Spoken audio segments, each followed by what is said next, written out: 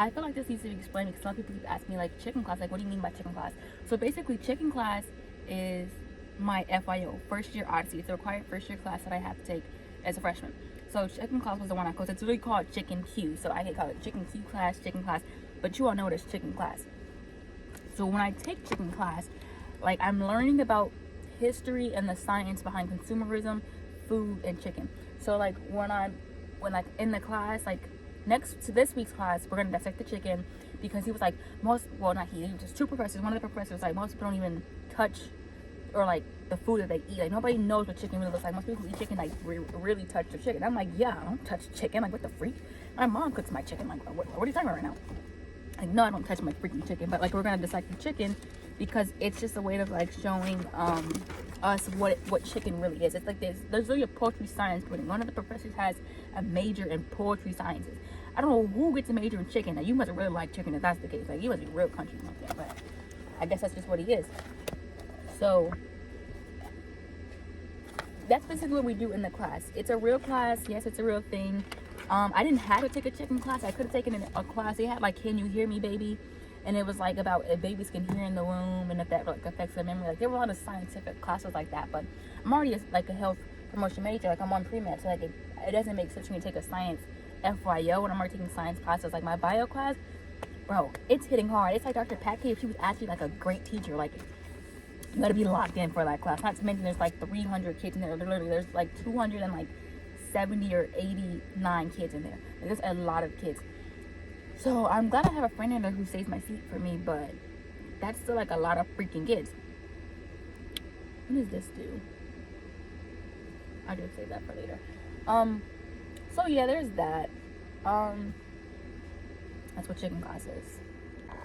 My roommate is genuinely unconsciously racist. Like she has been indoctrinated by society with the idea of white superiority and fully believes that. Now keep in mind that she does support Trump. Keep in mind that she's a Republican. That tells you off the bat how she's been raised, the things that have been told to her that she's been raised. Oh, we need the money, they're going to give us back the money, and that's just not even true. But maybe it is to her. But when she said to me, uncaring about how I felt, Snow White should be white. Keep in mind that we were talking about the live action story that just came out. The live action Snow White, the actor was black or whatever she was, but she wasn't white. And when she said so abruptly, Snow White should be white, instead of saying what I was saying, which was people are going to be upset about a classic being rewritten in a way that it's not originally presented. That was my argument the whole time. And she was like, yeah, like I'm sick of all these like changes to classic stories. And she was talking about race every single time. Then she said I wanted to do a Brave remake. I didn't get my redhead with Little Mermaid. I said, oh yeah, but like, And then she was like, no, keep in mind she's a ginger, but her hair is really red. But it's not even like her hair, not even area red. But she was like, no, her hair was like brown. I'm like, it was ginger. It's like it was not. I'm like, it's literally black ginger. But obviously, she doesn't care because in her mind she didn't get her white hair. And then you know what she said to me? She said, oh, she would have played a great Princess and the Frog. Mind you, prior to this conversation, I had literally already told her Princess and the Frog would not and never should be a live remake. They already turned a black woman, the first black princess, into an animal for a happy movie. That happens all the time with black erasure and movies that Disney is making. Because even she brought up Soul, like, oh, Soul was such a good movie. Did you see about the black man was a little blue thing for a happy movie. Like, no other princesses has been, besides the of color ones, are being turned into animals for half their movies. Like, Turning Red is an example. But even then that happens more with black characters, especially with Disney. So I'm telling her, yeah, that just happens a lot. And I'm not joking, but I'm like being very serious in my, and where I'm coming from by saying, I don't want to see a black woman turn into a frog for half a movie. That's not right. It's rude, quite frankly, because it's like everybody else gets to be human, but not the two black people. Like, that doesn't make any sense. And I was like, I don't want to see no slimy frog. Like, the thing about the frogs is that they were animated. No, I don't want to see a real frog hopping around on my screen. But then she said Halle would have made a Tiana, and I'm like, absolutely not. First of all, we all know, we being the spam, we all know Halle Bailey, as beautiful as she is, does not look anything like Princess Tiana. She's not brown. She's not even I won't say Tion's particularly dark skin, but she's significantly darker than Halle Bailey. Halle Bailey? Yeah. Not to mention the features are not the same. She's like, oh, she has the big wide eyes. She does have big wide eyes, yes. But not like not like Tiana. Like her features are. My heart, Camila just called me. I had to stop the call. Anyways. Oh, I ate some more brownie. Oh yeah. He's very unconsciously racist. I saw this interview with Toni Morrison yesterday. I'm still an like, mind you. And it was like, the lady asked, when are you going to start writing stories about white people? That's basically what she was saying. Like, when are you going to start including stories with complex and important white people? And she said, Toni Morrison said, excuse me, the sickness is giving me gas, like burpee gas. Like I got the hiccups all day and stuff. She said, you don't know how powerfully racist what you just asked me is, because you would never ask a white author when they're going to include a black character, but you ask a black author when they're going to include a white character. And I was like, wow, powerfully racist. That's so my roommate. Like, it's insane. That was all the topics on my list. This has been a great rant. I really feel like I'm not done talking, but I mean, there's nobody up in here to ask me questions. But, oh yes, and then I saw and so and so and so.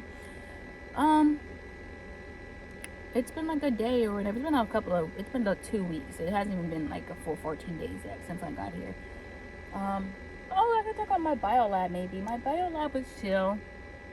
I actually need to study up on what the heck a milliliter is and all those conversion things. I was like so confused. She was like, oh, this says 1,000. I'm like, what does that mean? What are y'all talking about? 1,000 what? 1,000 what? How does that convert to souls? I was so confused. And I'm glad she explained it to me, but like it wasn't really working because it's like the signs, millicentime. I was like hearing stuff, and I'm like, what? So I get to use the pipette thing that scientists use. You know how they do this, and then they do this dropper thing, which is really cool. I'm very excited. But I learned how to do electrophoresis. I'm not excited for that at all because the procedure just looks hard with the mini pipettes and everything.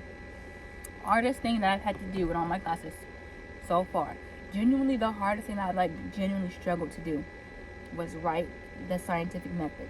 I had to write out the method.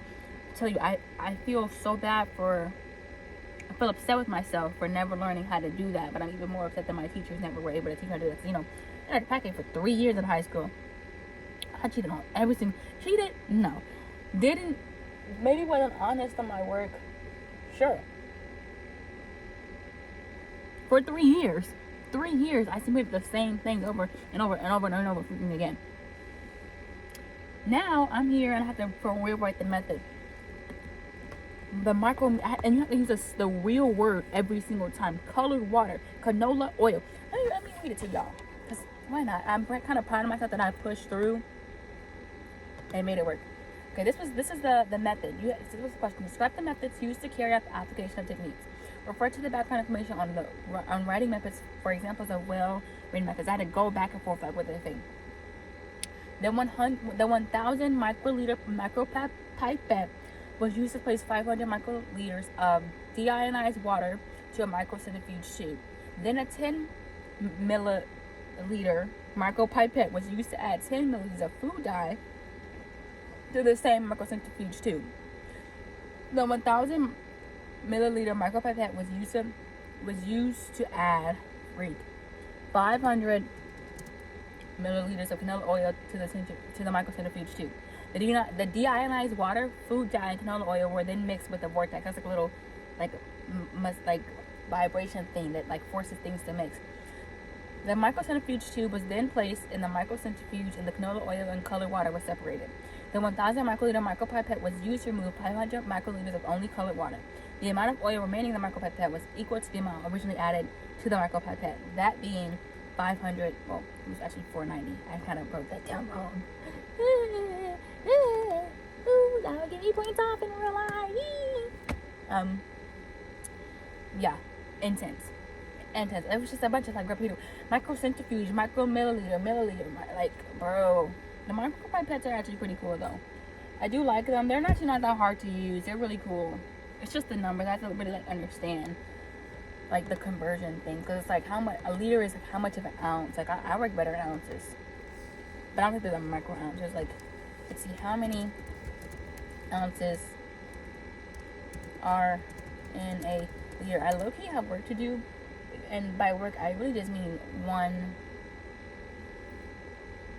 I have some pre-math, pre-class work to do in pre-calculus for math, because all my classrooms are like, all the ones that are kind of important, they're like, yeah, are flipped classrooms. So biology isn't a flipped classroom, but math is, Spanish is, yeah. So I have to familiarize myself with the content before I arrive to class. So just say you don't teach. My math teacher kind of sucks. I miss Miss Joy. I don't have anything else. Oh, that scholarship, I gotta do it. I don't really have much else to say. I'm gonna keep talking about nothing because I feel like I'm talking, so I'm just gonna stop this video. Thank you guys so much for watching. Thank you guys, being Gabby. If anybody else watches though, peace. Well, not peace. Well, yes, peace. Give me a like and a follow and a thumbs up. You know, let me know what you want me to talk about next in the comments down below. Yeah, this has been me signing out. And Security's walking around and didn't sign me, so.